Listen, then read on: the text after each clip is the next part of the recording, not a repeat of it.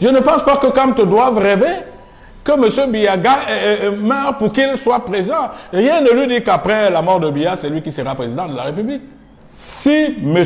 Kamto veut être président de la République de ce pays va se détruire. J'ai fait ma sortie de ce jour pour dire à ces militants qui passent leur temps à insulter les gens, à être violents, ils insultent tout le monde, ils n'ont de respect pour personne.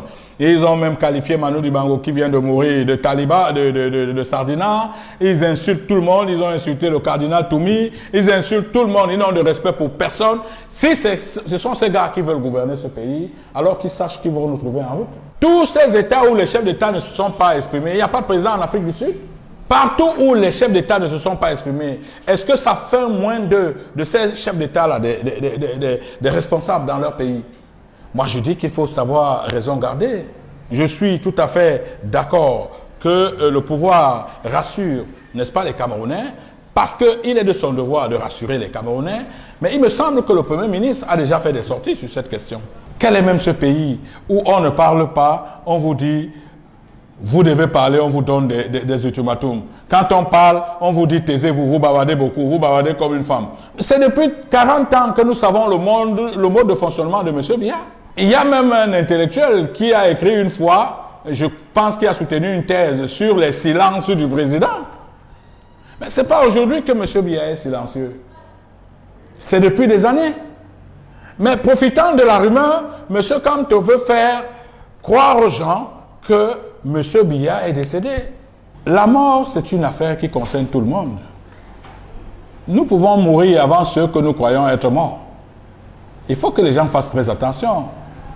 La politique ne doit pas enlever de nos esprits la petite fibre humaine que chacun de nous devrait porter en lui.